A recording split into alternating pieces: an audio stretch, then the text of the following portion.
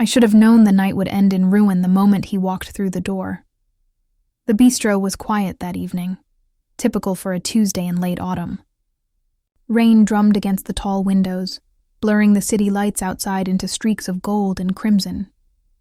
I moved between tables with practiced ease, balancing trays and forcing smiles at customers who barely looked up from their phones. This job wasn't glamorous, but it paid my rent and kept me invisible, which was exactly how I preferred to live. Then the door opened, and the air itself seemed to shift.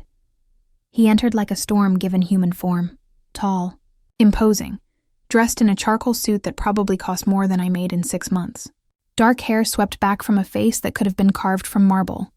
Sharp jaw, high cheekbones, lips set in a line that suggested he rarely smiled. But it was his eyes that stopped me mid-step. Dark, calculating, dangerous. Eyes that saw everything and gave away nothing. 2 men flanked him, both built like they crushed skulls for cardio. They swept the restaurant with cold, assessing gazes before one murmured something to him. He nodded once, dismissive, and moved toward the private corner booth, the one we reserved for VIPs who valued discretion over visibility. A woman waited there already. Beautiful in that magazine-perfect way, platinum blonde hair, designer dress, jewelry that caught the low lighting like trapped stars. She stood when she saw him, her smile bright and practiced. "Dante," she purred, leaning in to kiss his cheek. He allowed it, but I noticed he didn't return the gesture. His expression remained unreadable as he settled into the booth across from her. My manager, Marcus, appeared at my elbow, his usual easy confidence replaced by something tight and nervous. "Mia, table 6, VIP service. Don't screw this up. Who is he?" Marcus shot me a look that said, "Don't ask questions you don't want answers to. Someone important. Be professional, be quick, and for God's sake, don't stare. Too late for that." I approached the table with my notepad ready and my best customer service smile fixed in place. "Good evening. Can I start you with something to drink?" The woman didn't even glance at me. But he did. His gaze lifted, and for a heartbeat, the entire restaurant seemed to fall away. Those dark eyes locked onto mine with an intensity that made my breath catch. I felt stripped bare under that stare, as if he could see past my uniform and polite mask straight into the parts of myself I kept carefully hidden. Scotch. Neat. His voice matched everything else about him. Low. Controlled. Absolute. The kind of voice that didn't need to be raised to command obedience. "And for you, ma'am, champagne. Dom Perignon, if you have it." I nodded, forcing myself to break eye contact with him and retreat to the bar. My hands trembled slightly as I placed the order. What the hell was wrong with me? I'd served plenty of wealthy, attractive men before. None of them had ever made me feel like this. Like prey that had just been noticed by something apex and hungry. When I returned with their drinks, the woman was mid-sentence, her manicured hand resting on the table between them.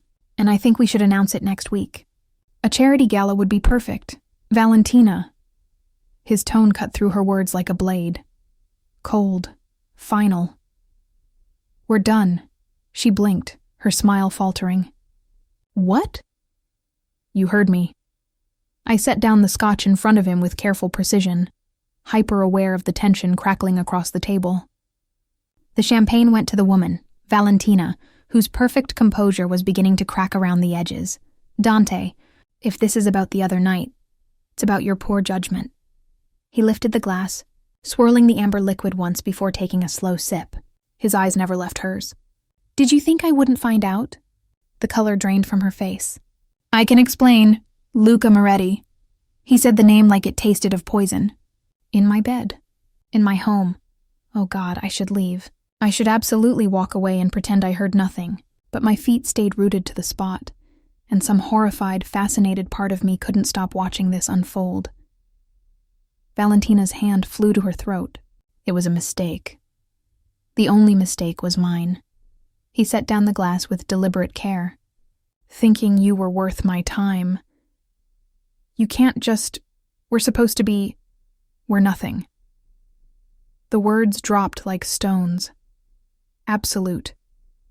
Unyielding. "You're nothing." her eyes filled with tears.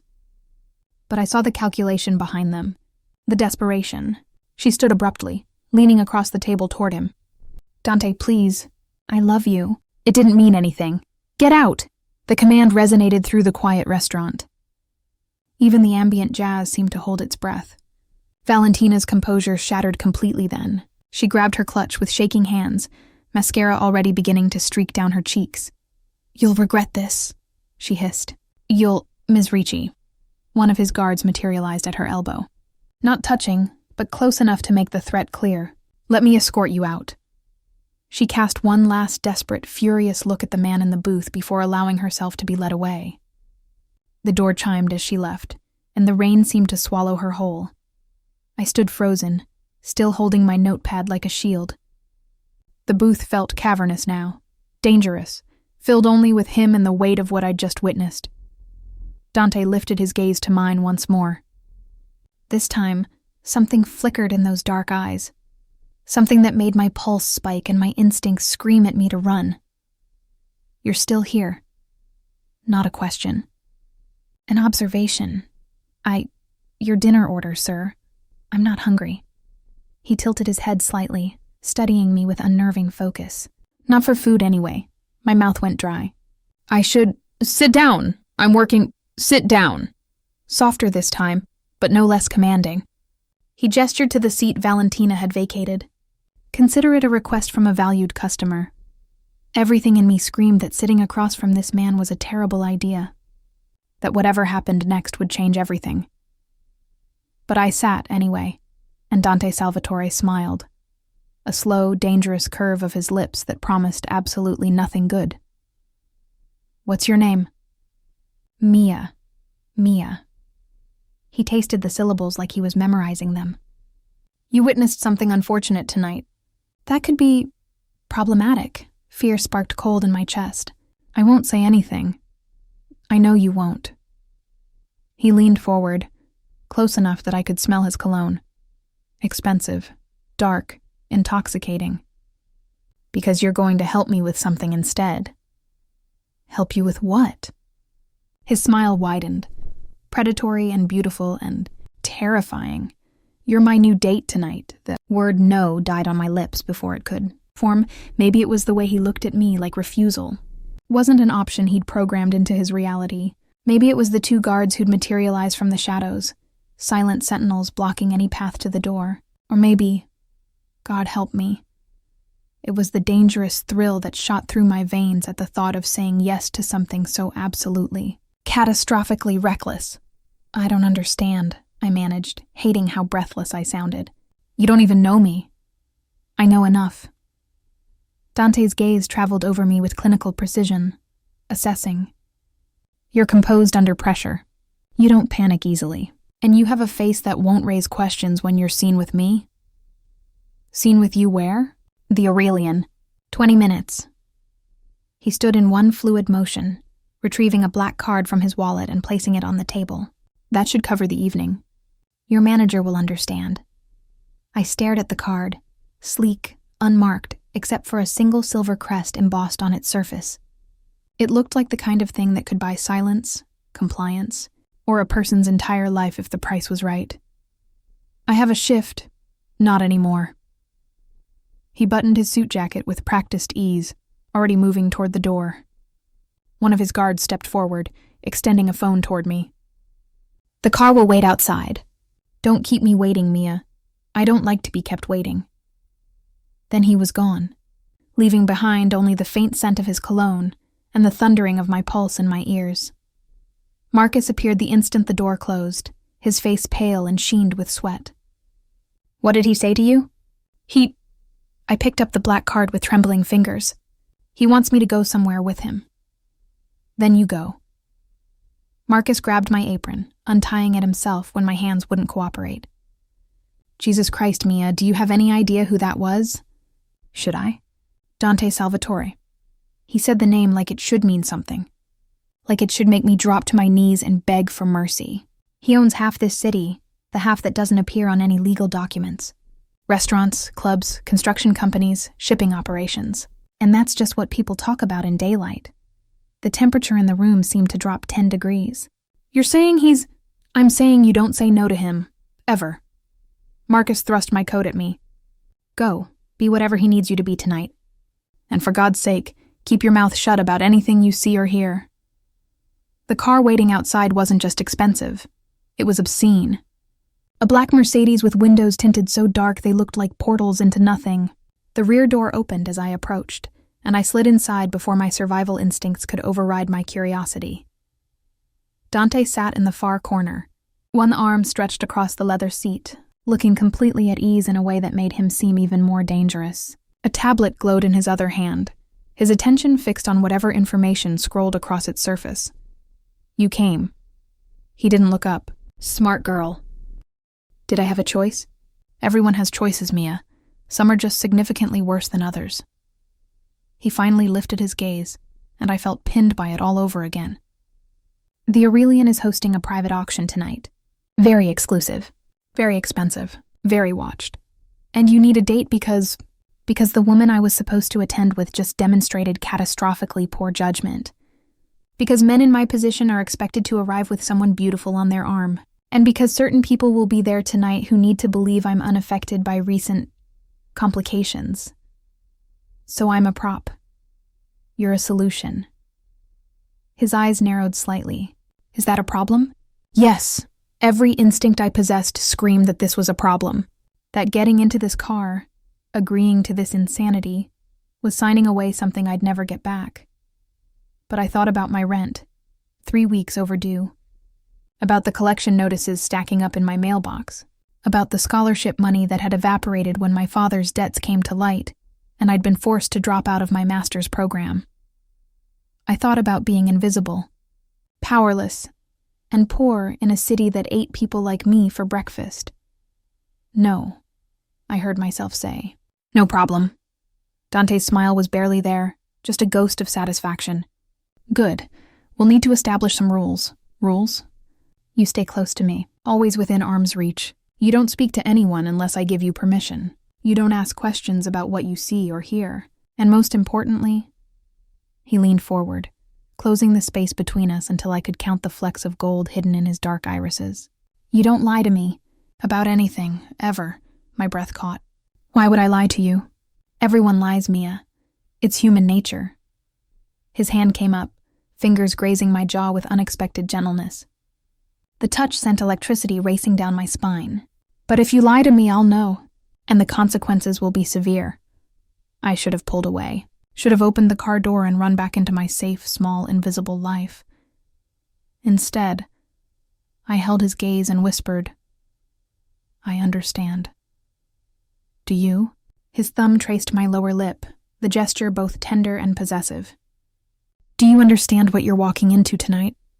The kind of people you'll meet? The things they're capable of? No. At least that was honest. But something tells me you're going to show me." Something flickered across his face. Surprise, maybe, or approval. His hand dropped away, leaving my skin cold in its absence. "The auction begins in 15 minutes. There's a dress in the garment bag beside you. You'll change when we arrive." He returned his attention to the tablet, dismissing me. "And Mia? Tonight you belong to me. Act accordingly." The car pulled away from the curb, merging into the rain-slicked traffic. Through the tinted windows, the city looked different. Darker, full of shadows and secrets I'd never noticed before. I unzipped the garment bag with shaking hands.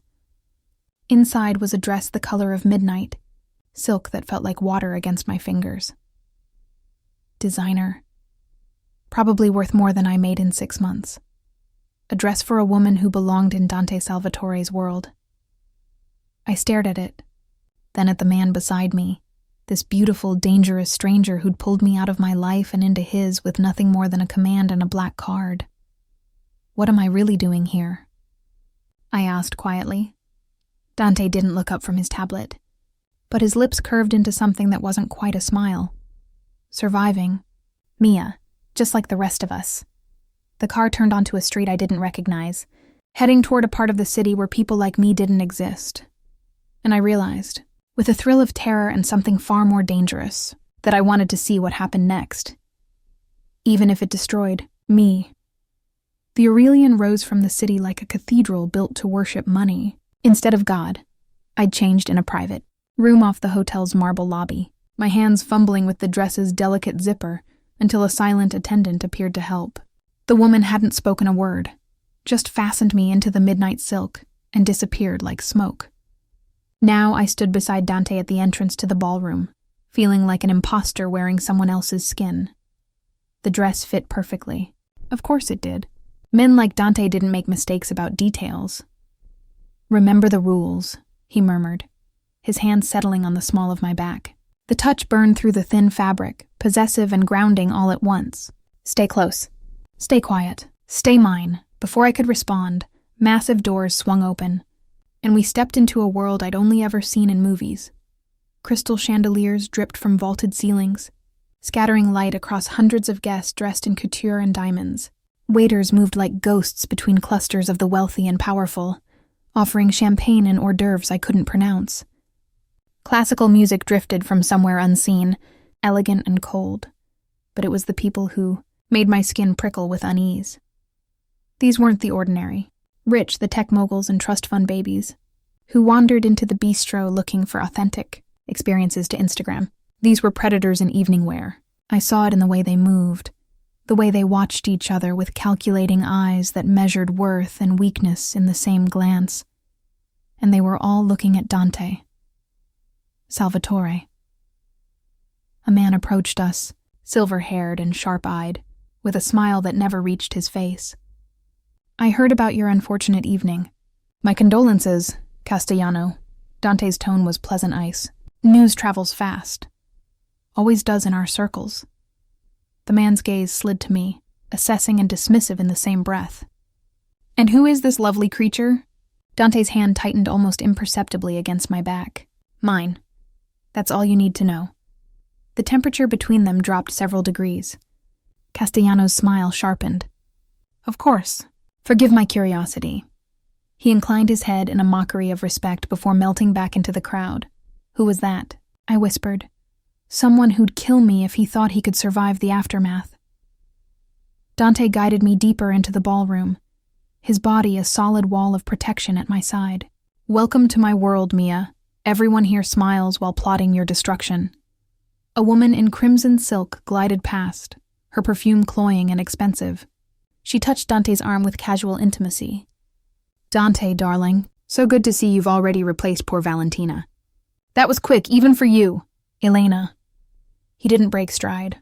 "Lovely as ever," she laughed, the sound like breaking glass.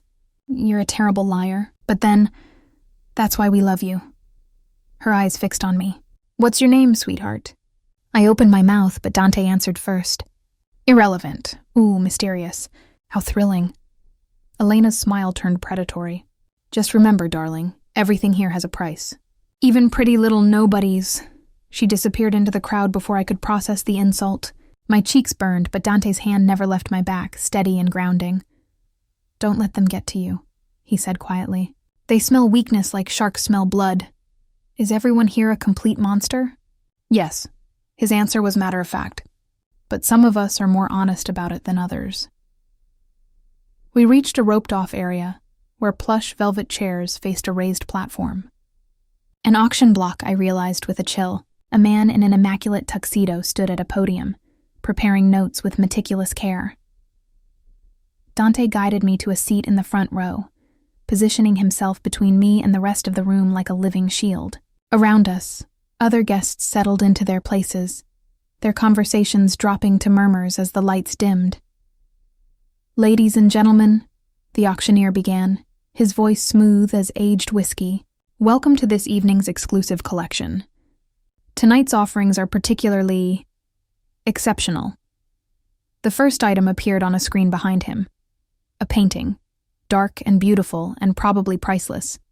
Bidding began immediately, numbers climbing so fast I lost track. Dante didn't move, didn't bid, just watched with those unreadable eyes. The painting sold for an amount that could have paid my rent for 5 years. Next came jewelry, sculptures, rare wines. The wealthy and dangerous around us raised their paddles with casual indifference, spending fortunes the way normal people bought coffee. Then the auctioneer's expression shifted, becoming something darker. And now, our final offering of the evening. Something truly unique. The screen changed and my blood turned to ice. It wasn't an object. It was a dossier, a name, a photograph, detailed information about someone's business holdings, family connections, vulnerabilities, a complete blueprint for destroying a life. Mr. Vincent Romano's entire operation, the auctioneer announced. Every secret, every weakness, every debt and deal. A complete package for the discerning buyer. Jesus Christ, I breathed. They're auctioning information to ruin someone? Dante's jaw tightened. Welcome to how empires change hands. This is insane. This is business. His eyes never left the screen. Romano has been moving into territory he shouldn't. Someone decided it was time to remove him from the board. Bidding erupted around us, fierce and fast. Numbers climbed into millions. I watched in horror as these elegant monsters casually purchased another human being's destruction. Then Dante raised his paddle. My heart stopped. What are you doing? What I have to. He kept his paddle high as the price soared higher, higher. Impossibly high. 5 million, someone shouted. 6 million, Dante called, his voice cutting through the room like a blade. The ballroom went silent. Even the auctioneer looked shaken. $6 million, he repeated carefully. Going once? A woman in the back raised her paddle. 7 million. Dante's hand clenched around his paddle, knuckles white. For the first time since I'd met him, I saw something crack through his composure. Not fear exactly, but calculation gone wrong. 7 million going once, going twice. 10 million. The voice came from directly behind us. I turned, and my breath caught. A man stood there, younger than Dante, but with the same predatory elegance. Dark eyes met mine for just a moment, and I saw something there that made my skin crawl. Recognition, interest. Danger! Marco Vitale bids 10 million, the auctioneer announced, barely concealing his shock.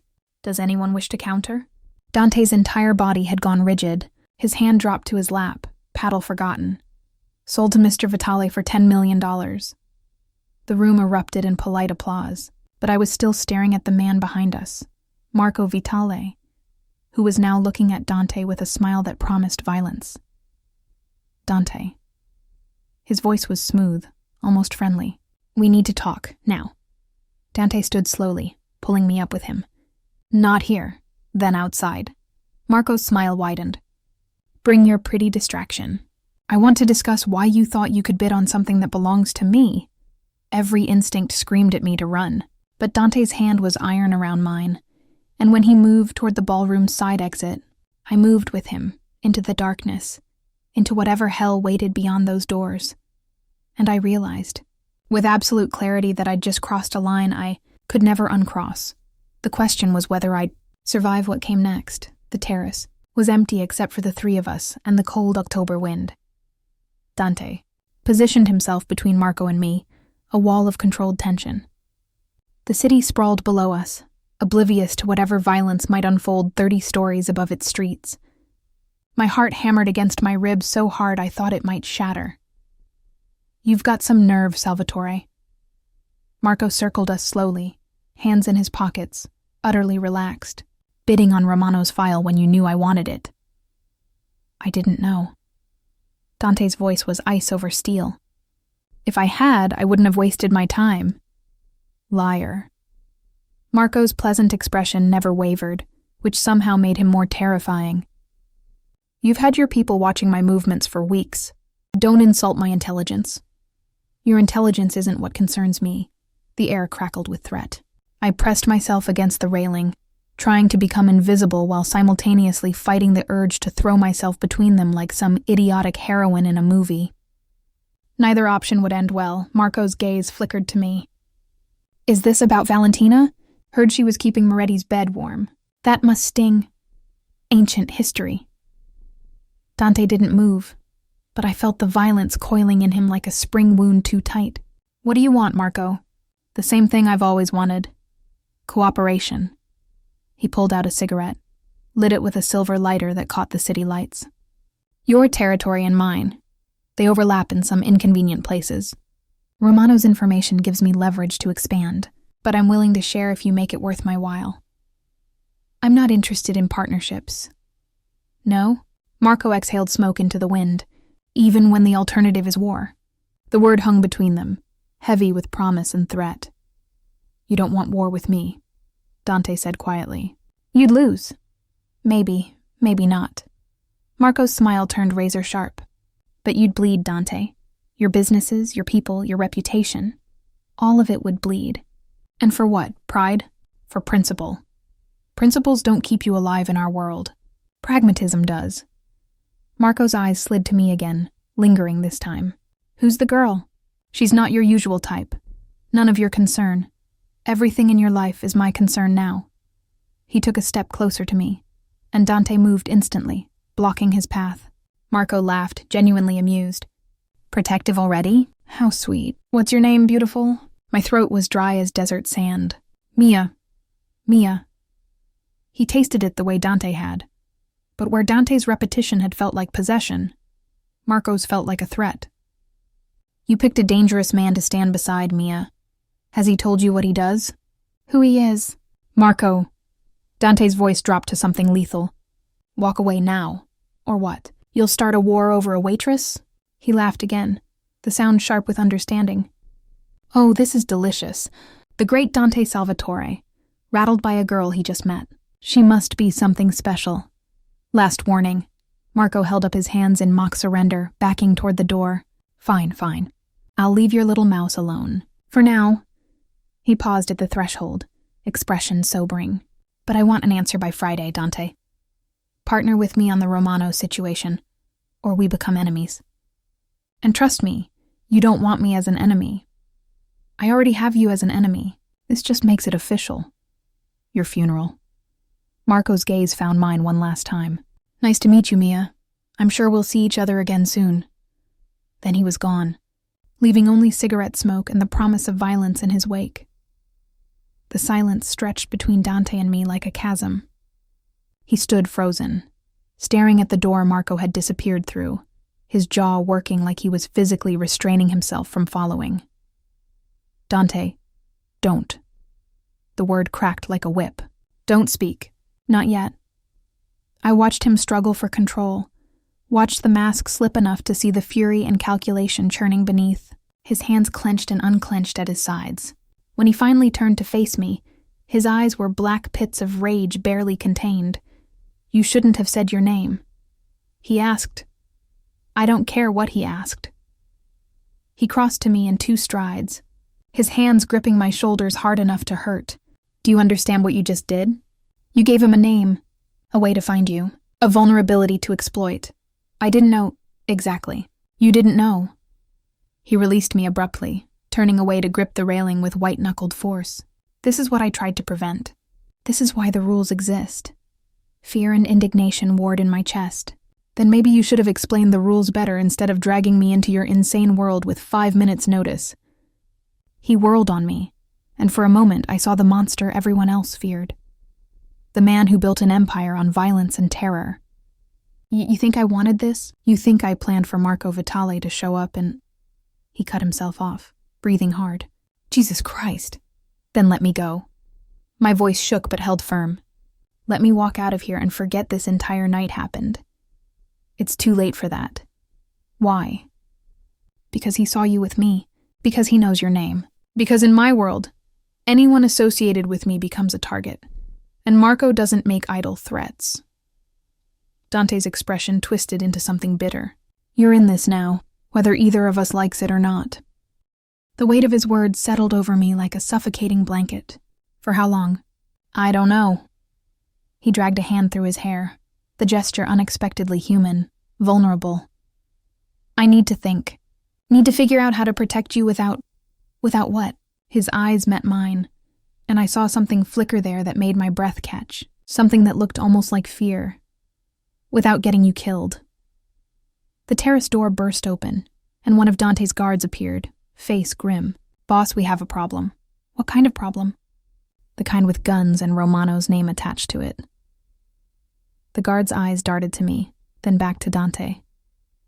They're asking for you, specifically. And they're not asking nicely. Dante's jaw set. He turned to me, and in that moment, I saw the decision crystallize in his eyes, the terrible choice between keeping me close and keeping me safe. "Take her to the car," he ordered. "Back entrance. Don't let her out of your sight." "Dante, what's happening?"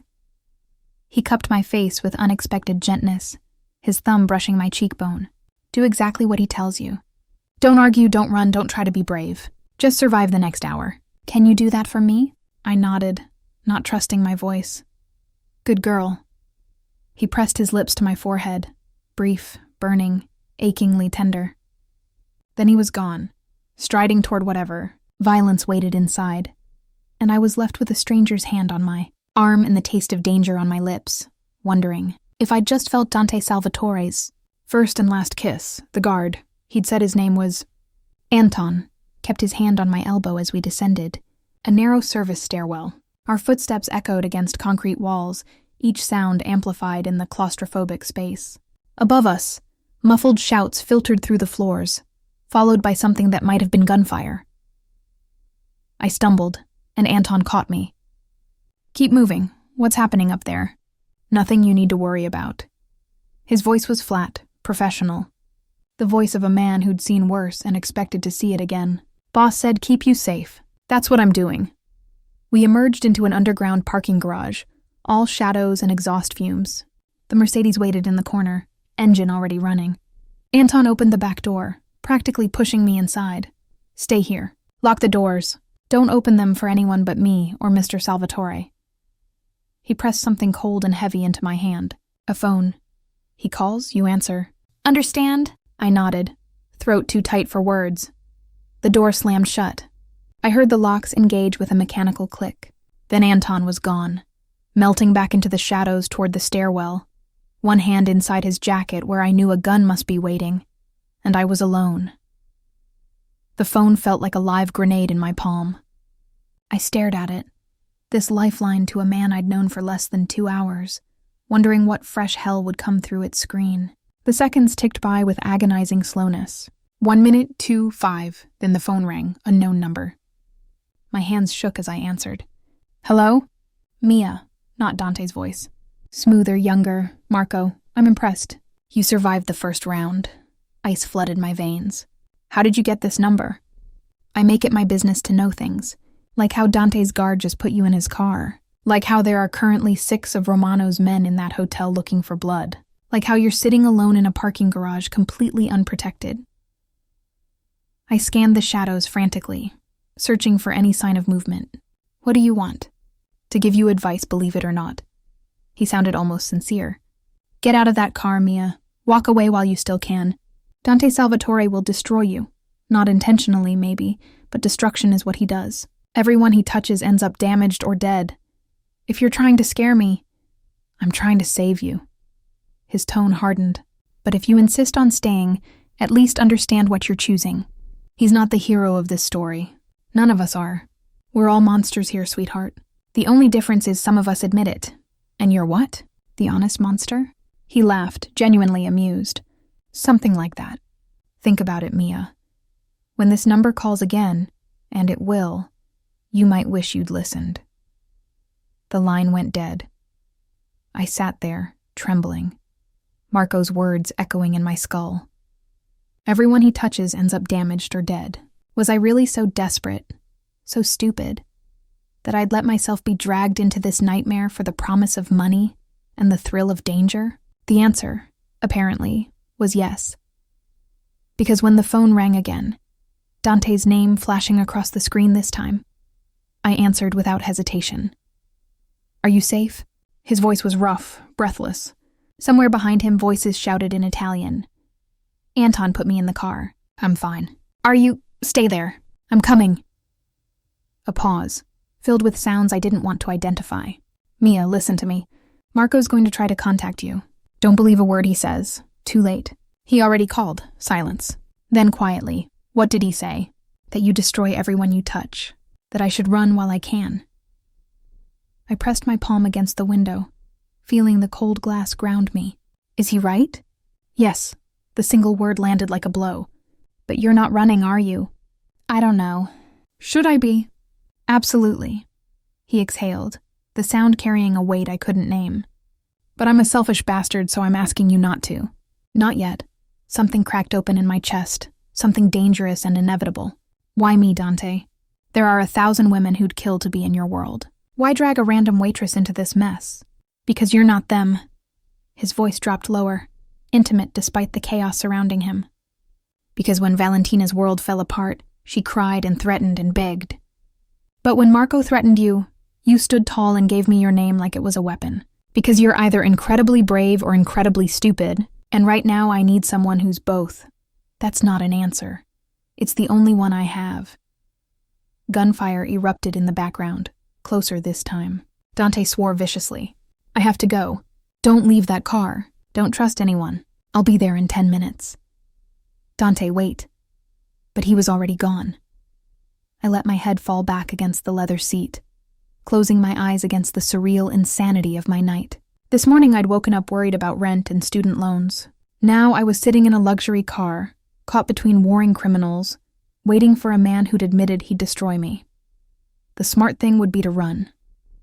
Open the door, walk to the nearest subway station, disappear back into my invisible life. Instead, I clutched the phone and waited. 7 minutes passed, 8, 9. At exactly 10 minutes, the stairwell door burst open. Dante emerged, jacket gone, white shirt torn and spattered with something dark. Blood. His or someone else's, I couldn't tell. Anton flanked him, looking equally disheveled. Dante yanked open the car door and slid in beside me, bringing the smell of gunpowder and expensive cologne. His eyes found mine immediately, scanning me for injuries with an intensity that stole my breath. You stayed. I stayed. I reached out without thinking, my fingers touching the blood on his collar. Are you hurt? His hand caught mine, holding it against his chest. I felt his heart racing beneath my palm. Nothing that won't heal. His thumb traced circles on my wrist, the gesture oddly tender given the violence still clinging to him. Thank you. For what? For not being smart enough to run. The car pulled out of the garage, merging into late-night traffic. Through the window, the city lights blurred into streams of color. The Aurelian faded behind us, and with it, the last remnants of my old life. Dante still held my hand against his chest. I still didn't pull away, and somewhere in the darkness, I knew Marco Vitale was watching, waiting for the moment when everything Dante and I were building would inevitably collapse. The only question was, which of us would survive the fall? Dante's penthouse occupied the top 3 floors of a building that probably cost more than my entire neighborhood. Floor-to-ceiling windows offered a panoramic view of the city, a kingdom of lights and shadows sprawling beneath us. The interior was all clean lines and expensive minimalism, dark wood, leather, steel, and glass. Beautiful. Cold. Like living inside a magazine spread designed by someone who'd never experienced actual comfort. Guest room is upstairs. Second door on the left. Dante moved to the bar, pouring himself 3 fingers of scotch without asking if I wanted any. You'll stay here tonight. Maybe longer, depending on how things develop. I stood frozen in the entryway, still wearing the midnight dress, feeling increasingly like Alice after tumbling down the rabbit hole. I can't just disappear. I have a life, work, an apartment, responsibilities. Had. He downed half the scotch in one swallow. Past tense. Everything changed the moment Marco learned your name. That's insane. That's reality. He turned to face me, and in the low lighting I could finally see the damage clearly. A cut above his eyebrow, barely clotted. Bruised knuckles. The blood on his shirt was definitely not his own. Marco Vitale doesn't make empty gestures, Mia. He called you because he wanted me to know he could reach you. That he'd found a pressure point. So what am I supposed to do? Hide here forever? For now? Yes. He set down the glass with careful precision. I have people collecting your things from your apartment. They'll make it look like you left town for a family emergency.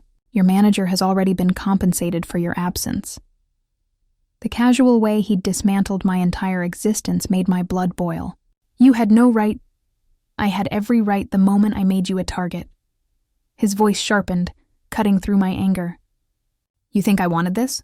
You think I enjoy upending innocent lives and playing prison warden? Then let me go. Where? He stalked toward me, each step deliberate. Back to your apartment where Marco's people can grab you? Back to work where they can follow you home? You don't understand what you're dealing with. These men don't negotiate. They don't show mercy. They take what they want. And if you're useful, you suffer slowly. The implication hung between us, dark and terrible. This is my fault, I whispered. I should never have gotten in that car. Something flickered across his face. Regret, maybe, or something equally unexpected from a man like him. No, this is my fault. I made a selfish choice because I needed someone tonight, and you were there, and you looked at me like I was just a man instead of a monster. He reached out, fingers ghosting along my jaw. I'm sorry. For all of it. The touch, the apology, the rawness in his voice. It all crashed over me like a wave. This close, I could see the exhaustion carved into his features, the weight of whatever violence he'd just survived. He was still a stranger, still dangerous, still capable of destroying me without trying. But God help me, I wanted to close the distance between us. Instead, I stepped back. I need to change. This dress is suffocating me. Relief and disappointment warred in his eyes. There are clothes upstairs. Not yours, but they'll fit. He turned away, granting me escape. We'll talk more in the morning. Try to sleep. Sleep. As if that were possible. The guest room was larger than my entire apartment, decorated in the same expensive emptiness as the rest of the penthouse. I found clothes in the closet, designer pieces with tags still attached and exactly my size. Either Dante was disturbingly good at estimating proportions, or he'd had someone research me more thoroughly than I wanted to consider. I changed into soft pajamas that probably cost more than my monthly rent, then stood at the window, staring out at the city. Somewhere down there was my apartment, my life, my carefully constructed invisibility. All of it felt impossibly distant now, like remembering someone else's dream. My phone, my real phone, not the burner Dante had given me, was among the items Anton had collected. 3 missed calls from Marcus, 2 from my roommate Jade asking where the hell I was, a dozen messages I didn't have the energy to read. I should call them. Explain somehow. But what could I possibly say? Sorry, got kidnapped by the Mafia. Having a great time, wish you were here. A knock startled me from my thoughts. Dante stood in the doorway, changed into dark pants and a fitted black t-shirt that did absolutely nothing to make him less magnetic. His face had been cleaned, the cut above his eye now covered with a neat butterfly bandage. Can't sleep either. He held up a bottle of wine. Thought you might need this more than I do. I should say no. Should establish boundaries, maintain distance, protect whatever was left of my common sense. Yes, please. He poured us both generous glasses, settling into the armchair by the window while I perched on the edge of the bed. We drank in silence for a moment, the city lights painting shadows across his face. Tell me something real, I said finally. Not the monster everyone sees. Something true. Dante studied his wine, considering. I wanted to be a doctor once, pediatrics. Thought I could save children, make a difference. His laugh was bitter. Instead, I inherited an empire built on blood and became exactly what my father was. What his father was before him. An endless chain of violence pretending to be legacy. You could have walked away. No. I couldn't. His eyes met mine. Dark and infinite. When you're born into this world, there's no walking away. There's only surviving or dying. I chose survival. At what cost? Everything. He set down his glass. My conscience. My humanity. Any chance at a normal life. I'm 34 years old, Mia, and I can't remember the last time I slept without a gun under my pillow or trusted someone enough to turn my back on them. The loneliness in his voice cut deeper than any threat Marco had made. This was the truth behind the monster. A man who'd been forced to become something terrible to survive something worse. I moved without thinking, crossing the space between us to kneel in front of his chair. His breath caught as I took his bruised hands in mine. You're not alone right now, I whispered, Tonight, in this moment, you're not alone. His fingers tightened around mine, trembling slightly. Mia, don't. I pressed my forehead to our joined hands.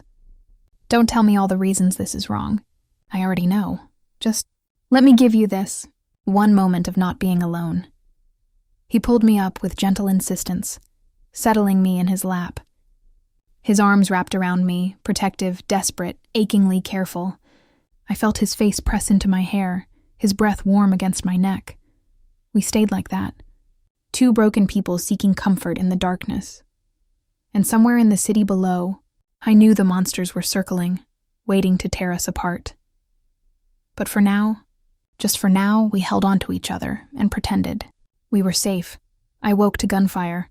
Not real gunfire, my sleep fogged.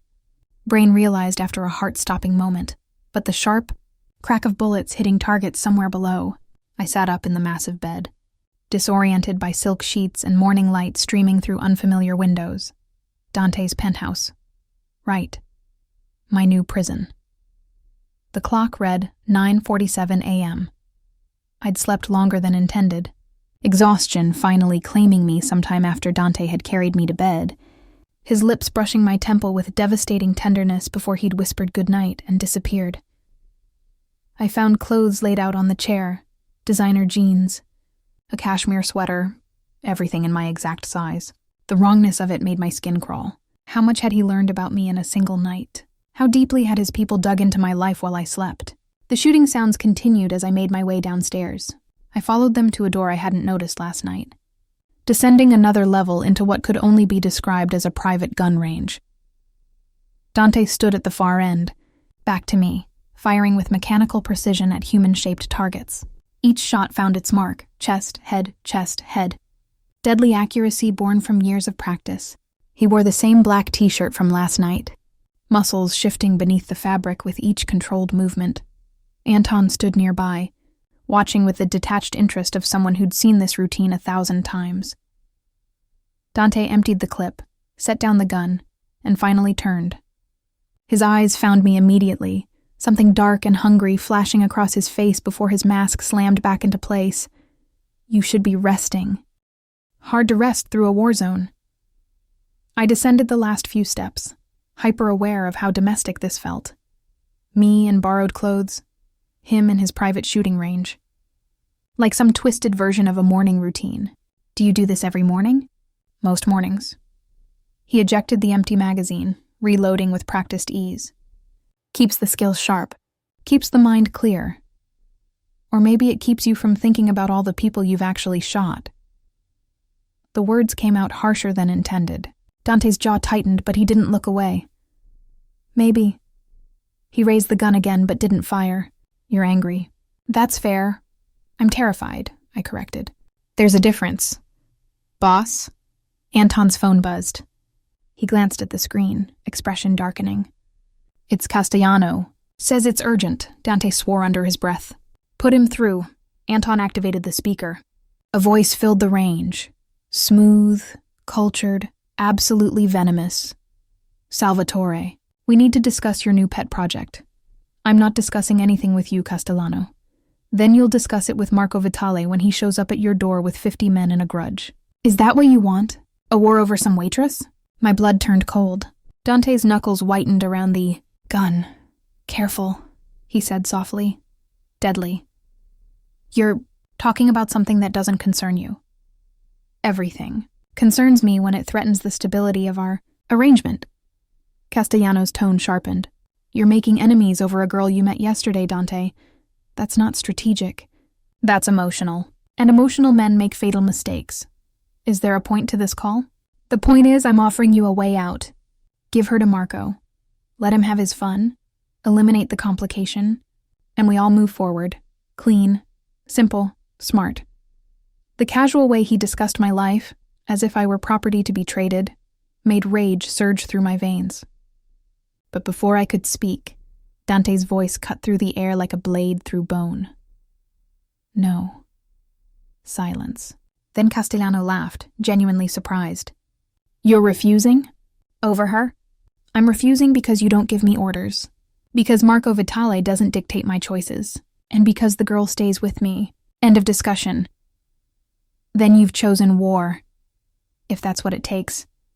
Dante's eyes found mine across the room, holding my gaze with fierce intensity. She's under my protection. Anyone who touches her answers to me. Pass that message along.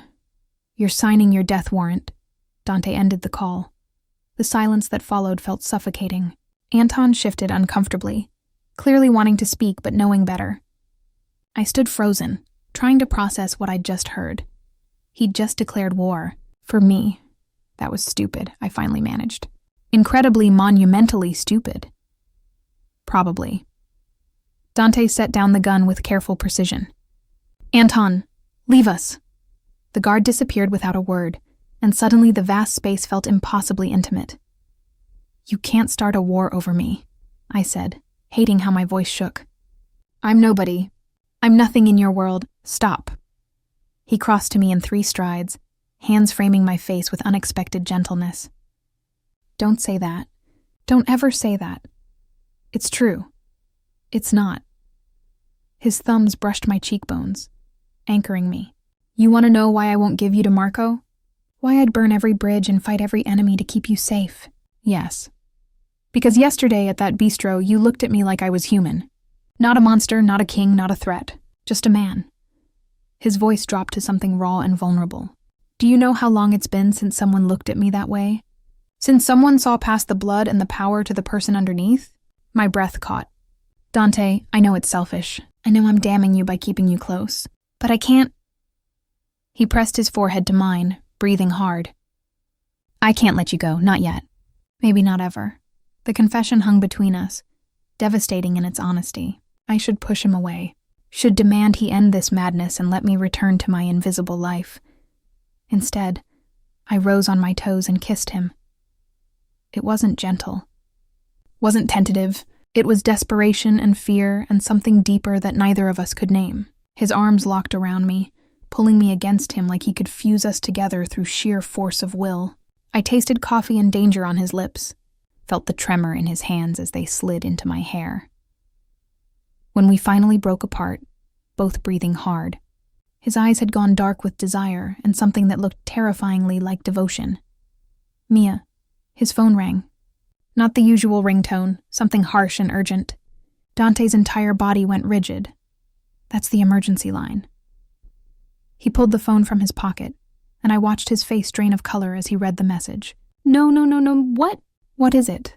He looked up at me, and for the first time since I'd met him, I saw real fear in his eyes. Marco just hit one of my clubs. 12 people dead, and he left a message. Dante's voice cracked. He says the killing doesn't stop until I give him what he wants. The phone slipped from his fingers, clattering to the concrete floor. On the screen, I glimpsed a photo, bodies, blood, and spray-painted words across a wall. Tick-tock, Salvatore. How many will die for her? The gun range suddenly felt like a tomb, and I realized with absolute, crushing clarity that people were dying because of me. Because Dante Salvatore had decided I was worth protecting.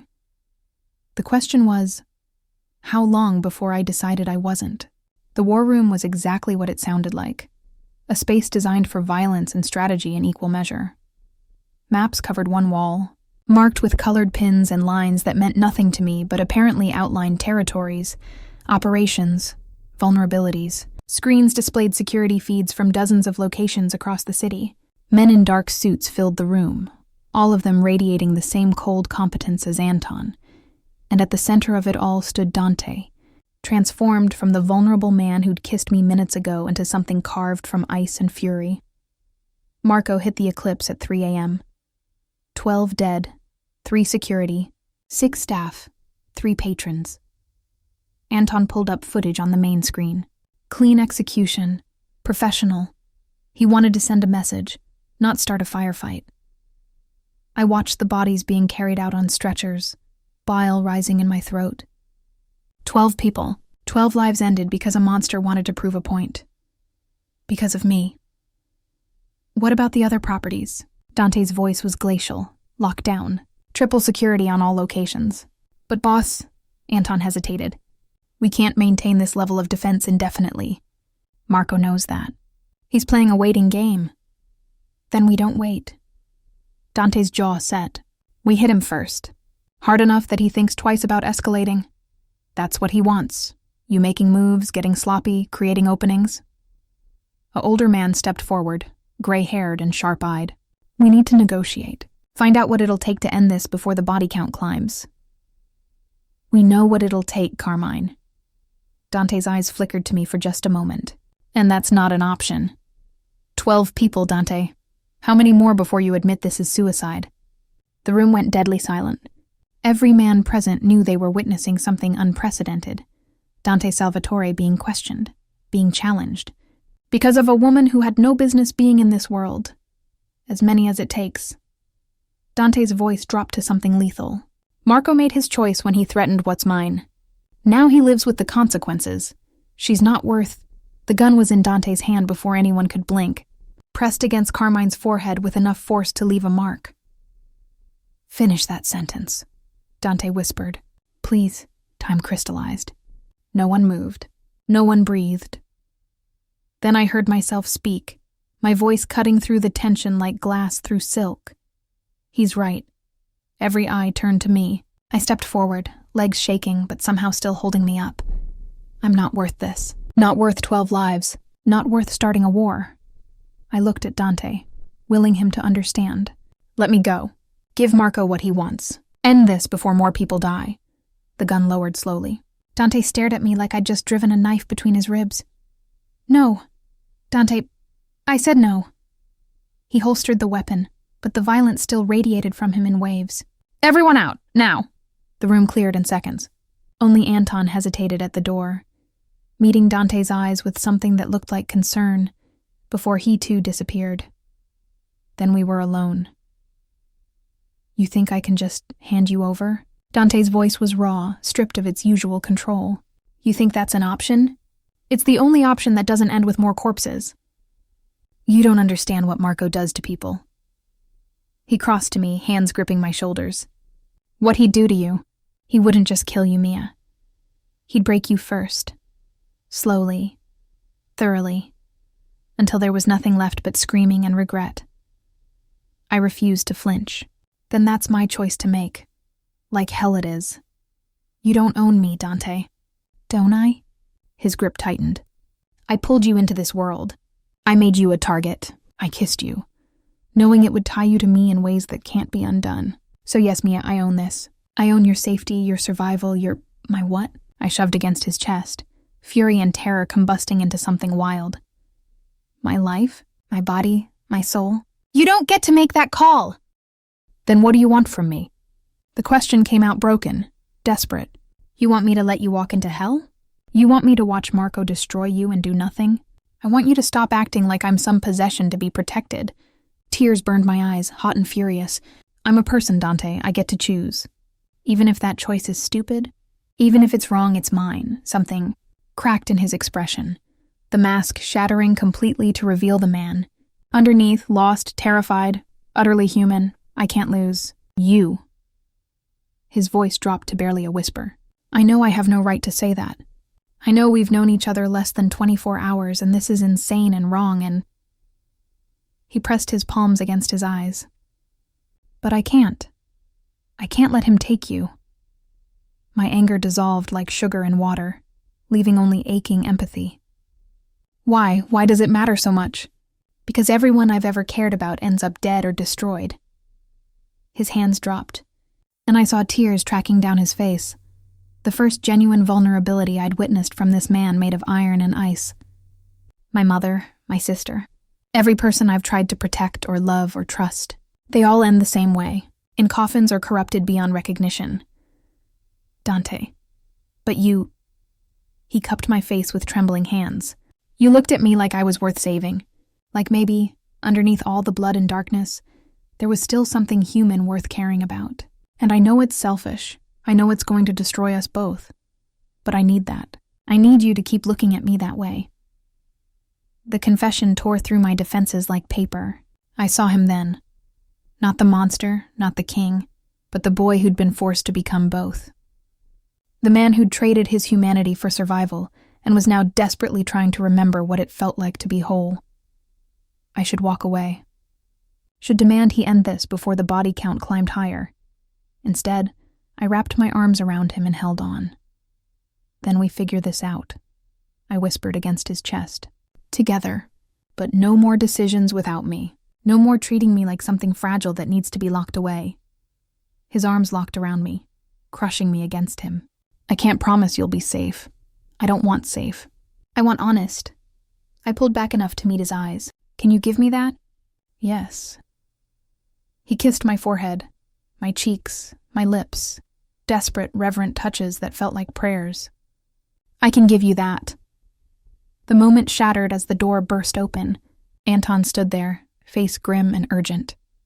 "Boss, you need to see this. Now." We followed him to the screens. New footage played, Marco Vitale, standing in what looked like an abandoned warehouse, flanked by armed men. He smiled directly at the camera, and my blood turned to ice. "Hello. Dante, since you're being stubborn, let me provide some motivation." He stepped aside, and my entire world collapsed. Jade, my roommate, bound to a chair, duct tape across her mouth, terror stark in her eyes. 48 hours, Marco continued. "You have 48 hours to deliver Mia to the address I'm sending, or your little waitress gets to watch her friend die screaming." Tick-tock, Salvatore. The screen went black, and I realized with crushing, absolute certainty that my choice had just been made for me. The silence after Marco's message was absolute. The kind of quiet that precedes catastrophic violence. Then Dante moved. He drove his fist into the wall with enough force to crack plaster, then again and again, until Anton grabbed his arm. Boss, stop. Get off me." Dante shook him off, breathing hard, knuckles bleeding. His eyes found mine across the room, wild with fury and something that looked like anguish. "This doesn't change anything. It changes everything." My voice came out steadier than I felt. "That's Jade. She's innocent. She has nothing to do with any of this, which is exactly why we're not playing Marco's game." He stalked to the weapons cabinet, pulling out guns and checking magazines with violent efficiency. "Anton, get me everything on Marco's locations. Warehouses, safe houses, properties under shell companies. I want a target list in 10 minutes. You can't just storm in there," I said, panic rising. "He'll kill her the moment he sees you coming. Then I'll move fast enough that he doesn't see me coming. Dante, please." He whirled on me, and the raw pain in his eyes stole my breath. "What do you want me to do, Mia? Let you walk into his trap? Trade your life for hers? Because that's what this is, a trap. The moment you show up, he kills you both." "You don't know that." "Yes, I do." He crossed to me, hands framing my face with desperate intensity. "This is what Marco does. He finds the pressure points, applies force, and watches people destroy themselves trying to make impossible choices. If I let you go to him, you die. If I go in guns blazing, Jade dies. There's no winning move here." Then we find a third option. I covered his hands with mine, holding his gaze. "We're smart, we have resources, we have time. 48 hours isn't time. It's a countdown to horror." His thumb brushed my cheekbone, achingly gentle despite the violence still crackling through him. "But you're right. We think, we plan. We find a way to get Jade out without sacrificing you." Anton cleared his throat. "There might be something. If you're willing to take a massive risk." "I'm listening." "Marco wants Mia delivered. He's expecting you to refuse, to go in with force. What if we give him exactly what he wants, but on our terms?" Ice flooded my veins. "You want to use me as bait, not bait. A Trojan horse." Anton pulled up a map on the screen. "Marco's warehouse is in the industrial district. Limited exits, plenty of cover, designed for exactly this kind of standoff. But if Mia goes in wired, with a tracking device and a weapon..." "Absolutely not." Dante's voice cracked like a whip. "It's the only play that doesn't end with both women dead." Anton pressed. "We get Mia inside. She locates Jade, and the moment we have confirmation, we breach every entrance simultaneously. Fast, coordinated, overwhelming force. And if something goes wrong, if Marco searches her and finds the wire, if she's caught in the crossfire, then we adapt. But doing nothing guarantees Jade dies, and probably Mia too when Marco comes for her anyway." Dante shook his head violently. "No, I won't risk her like that. It's not your choice." The words came out of me with unexpected strength. Both men turned to stare. Jade is my friend. My responsibility. If there's a chance to save her, I'm taking it.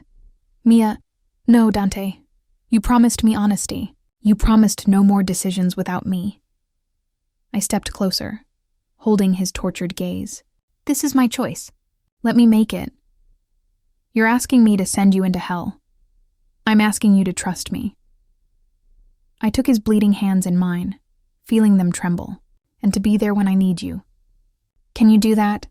The war playing out across his face was devastating. Instinct versus logic, protection versus respect, love versus pragmatism.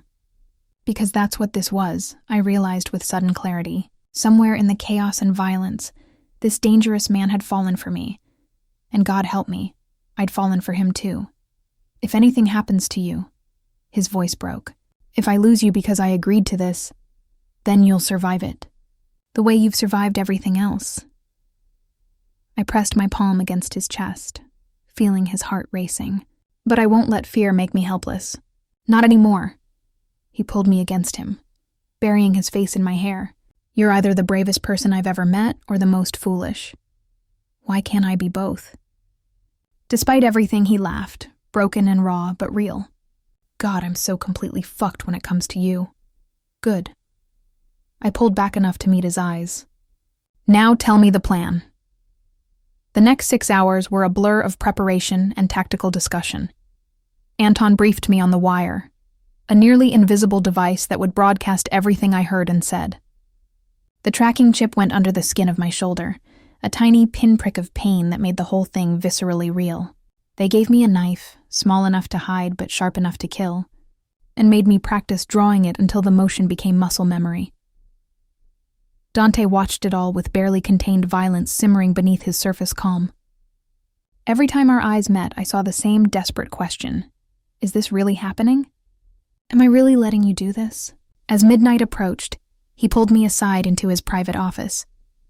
The city sprawled below us, oblivious to the horror being planned in its shadows. There are things I should tell you, he said quietly. Before tomorrow. In case... Don't. I pressed my fingers against his lips. Don't say goodbye. Not yet. Mia, I mean it. I'm not going to die tomorrow. Neither is Jade. We're all going to survive this. And then you're going to take me to dinner somewhere normal and boring and tell me every single thing I should know about you. That could take years. Then you'd better start planning a very long dinner. I tried to smile, but it cracked around the edges. I'm scared, Dante.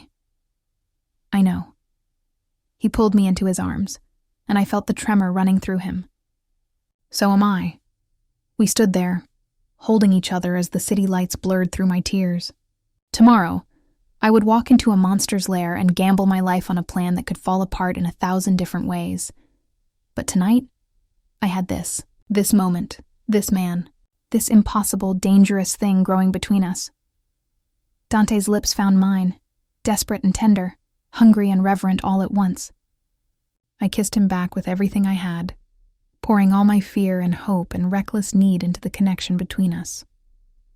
When we finally broke apart, his forehead rested against mine, both of us breathing hard. Come back to me, he whispered. No matter what happens, no matter what you have to do to survive, come back to me. I promise. It was a promise I had no right to make.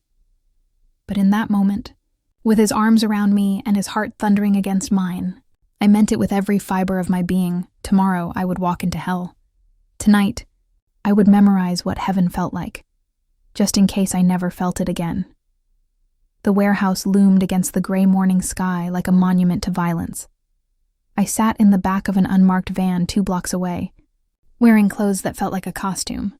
Dark jeans, a simple black shirt, boots designed for running if everything went wrong, the wire pressed against my skin beneath the fabric, a constant reminder of the invisible thread connecting me to Dante and his team. Comms check. Anton's voice crackled through the nearly invisible earpiece. Can you hear me? Yes. My voice came out steadier than I felt. Good. Remember, you go in, you locate Jade, you keep Marco talking. We need 3 minutes from confirmation to breach. 3 minutes, Mia. Can you give us that? 3 minutes. An eternity when facing a monster. I can do it. Dante's voice cut through the line, rough with barely restrained desperation. Mia, look at me. I turned to the tinted window. I couldn't see him. He was positioned in another vehicle with the tactical team. But I knew he was watching through the surveillance feeds. I'm here, I whispered. The moment things go wrong, you run. You don't try to be a hero. You don't wait for us. You run. And you don't stop running until you're safe. Dante, promise me. I touched the window, imagining I could feel his hand on the other side. I promise, a lie. We both knew it was a lie. But sometimes lies were the only kindness we could offer. 2 minutes to approach, Anton announced. All teams in position. Mia, you're clear to move. This was it. The moment everything either worked or fell catastrophically apart. I climbed out of the van, legs shaking but holding. The warehouse stretched before me, all rusted metal and broken windows. No visible guards, no signs of life. Just an empty building that promised anything but emptiness inside. Each step toward the entrance felt like walking through water.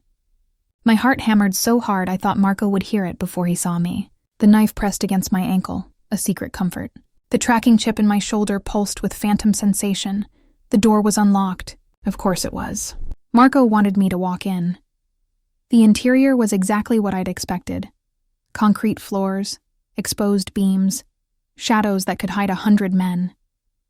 And in the center, illuminated by a single harsh light, sat Jade. She looked up as I entered, and the terror in her eyes nearly broke me. Duct tape still covered her mouth, and bruises mottled her arms where she'd struggled against the zip ties binding her to the chair. Jade. How touching. Marco's voice echoed from the darkness. He emerged from the shadows like a phantom, flanked by 6 armed men. His smile was all teeth and malice. The little mouse walked right into the trap. I almost can't believe Salvatore let you. He didn't let me. This was my choice. I forced myself to stand tall, to meet his eyes. I'm here. Let her go. Oh, I don't think so. He circled me slowly, predatory and pleased.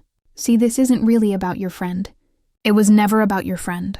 This is about proving to Dante that his weakness, you, will be the thing that destroys him. You have me now. You won. Let Jade go and what? You think this ends with you? Marco laughed, genuinely amused. Sweetheart, this ends when Dante is broken, bleeding and begging. And you're going to help me do that. Terror spiked through me. What are you talking about? Did you really think Dante didn't have you wired? He pulled out a small device, clicked a button. Static screamed through my earpiece, followed by silence. The wire had been jammed. Did you think I wouldn't plan for his heroic rescue attempt? No. The tracking device in your shoulder, clever by the way, has been very useful. Because now I know exactly where Dante's positioned. I know how many men he brought. I know every entrance he's planning to breach. My blood turned to ice. You're using me to ambush them, see? Not just a pretty face. Marco's smile widened. In about 90 seconds, Dante and his team are going to storm this building, expecting to save you. Instead, they're going to walk into a kill box. 50 men, positioned in every shadow, every corner, every conceivable angle of attack. You can't, I can. I will.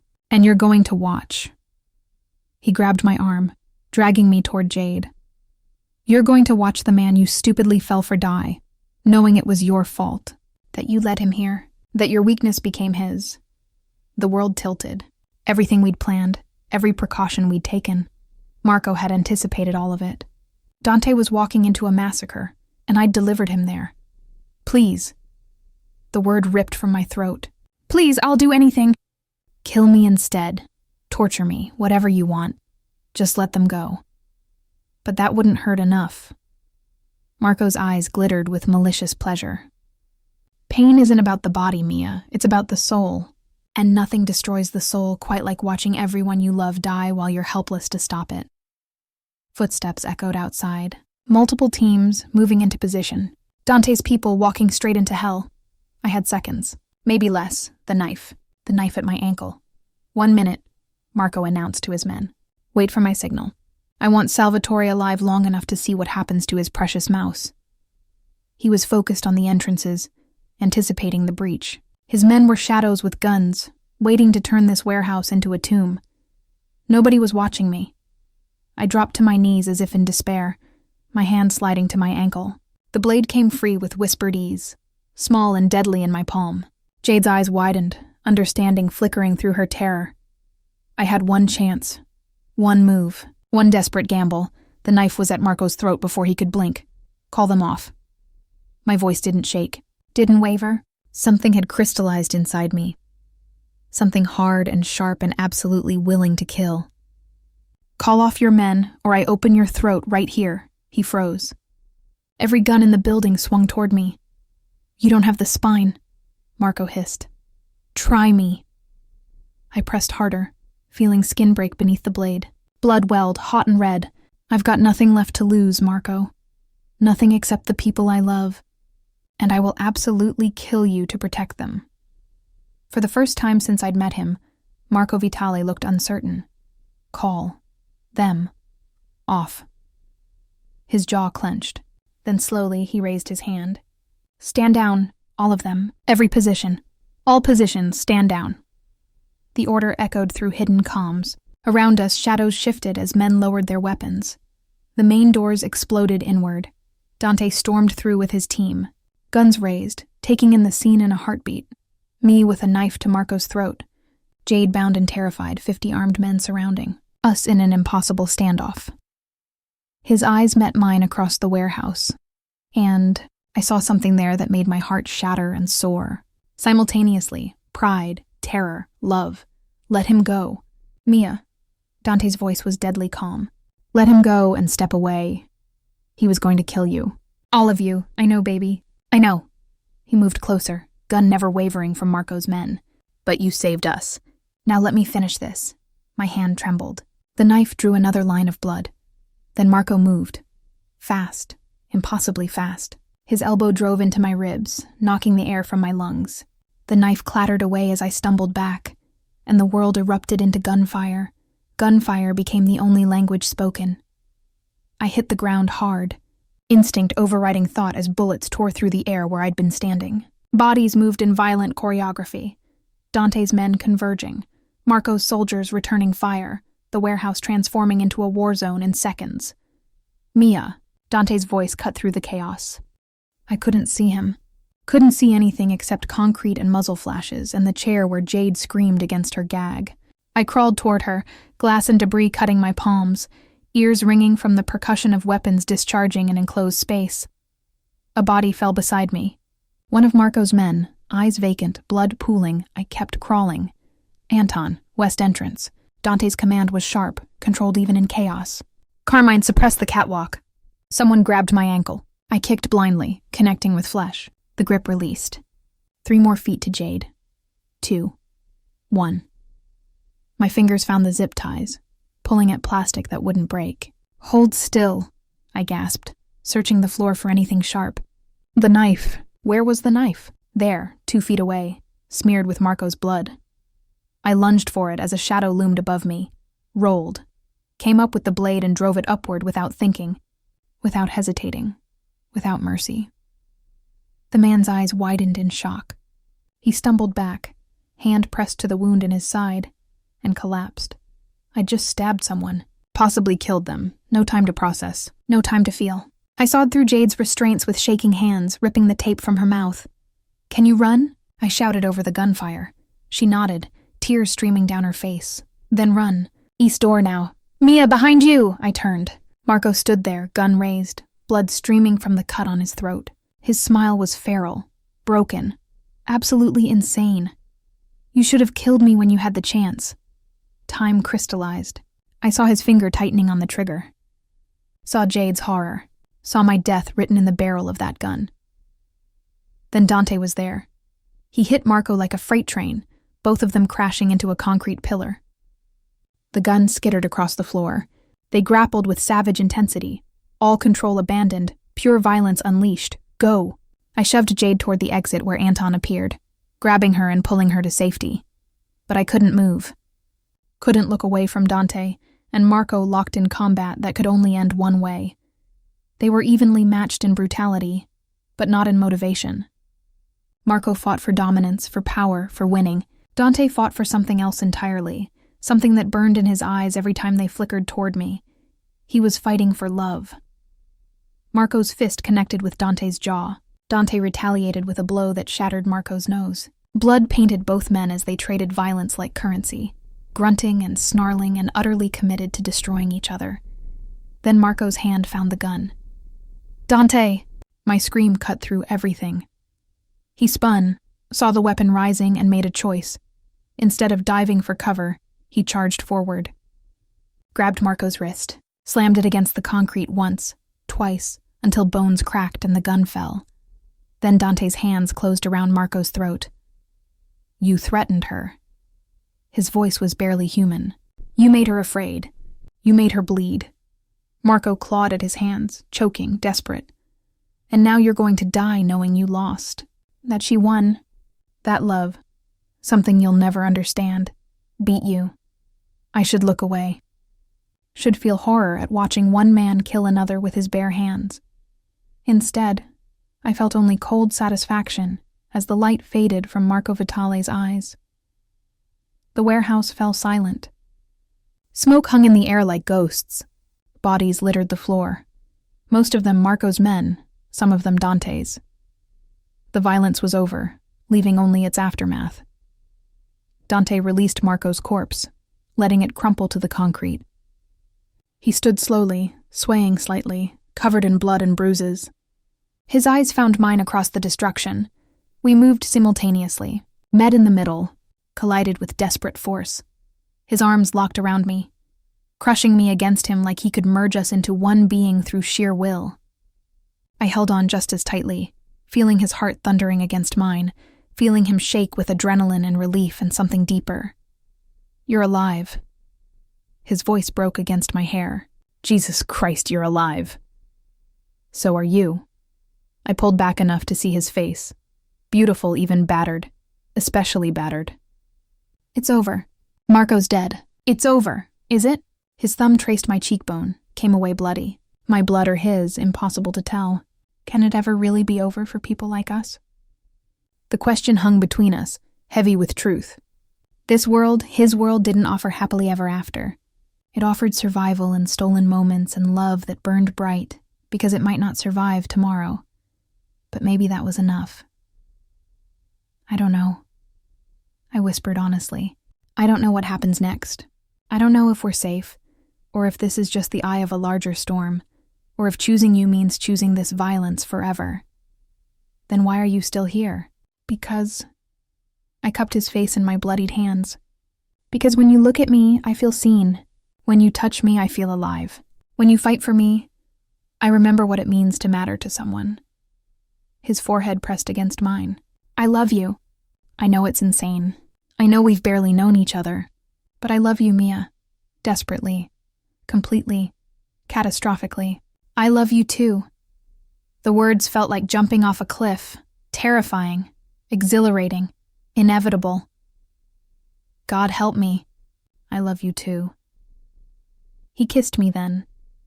Deep and desperate and tasting of blood and gunpowder and promises that might be impossible to keep.